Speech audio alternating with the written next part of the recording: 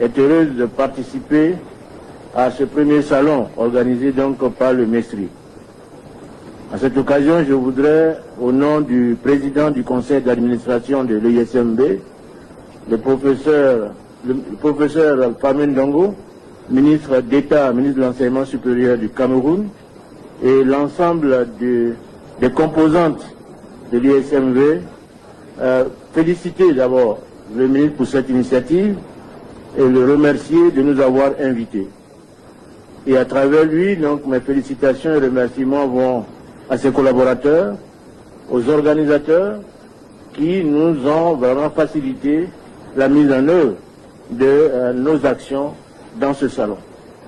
Mais avant de laisser la parole aux conférenciers, permettez-moi de surfer un tout petit peu sur la médecine vétérinaire parce que je pense que c'est un métier qui est très peu connu et il y a des idées reçues, des idées conçues et reçues donc de ce métier-là.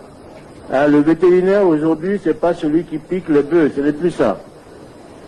Ce n'est plus ça, ça a beaucoup évolué. À l'époque, oui, nous pouvons le dire, parce qu'au début des indépendances, l'idée qui était là, c'était de préserver la santé du bétail qui était décimé par des épizooties, c'est-à-dire des maladies fortement contagieuses et mortelles. Donc il fallait, dans ces premiers temps, trouver des personnes qui vont jouer ce jeu de vaccination pour protéger le cheptel. Et ce sont donc des agents techniques, des infirmiers, parce qu'à l'époque, il y avait très peu de docteurs vétérinaires. Aujourd'hui, la médecine vétérinaire a beaucoup évolué et elle occupe donc différents espaces de métiers, non seulement dans la santé globale, pas santé animale tout court, la santé globale au carrefour de l'animal, de l'homme et de l'environnement, mais également dans la sécurité alimentaire en termes de production et reproduction. Et son action également va dans la gestion, le management ou dans d'autres disciplines. Donc c'est un métier qui est très ouvert.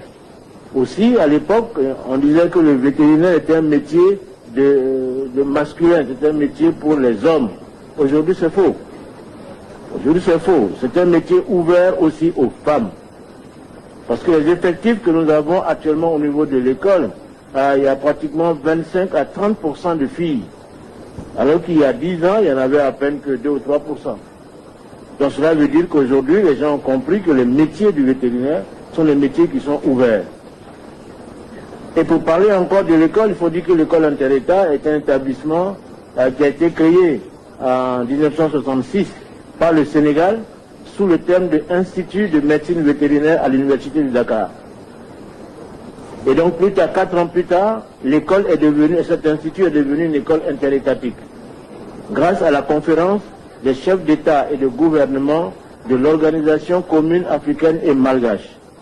Et depuis 1971, l'ISM, enfin l'Institut de médecine vétérinaire, est devenu École inter-État des sciences et de médecine vétérinaire de Dakar.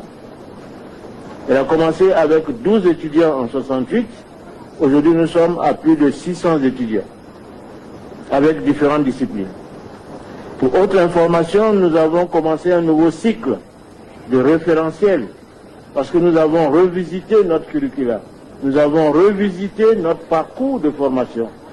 D'abord en tenant compte des besoins des pays membres de l'école, des besoins de nos pays africains, et en essayant de les mettre aux normes internationales de l'Organisation de la santé animale, mais également aux normes définies par l'Union africaine pour la médecine vétérinaire. Donc ce nouveau cycle a commencé il y a une année.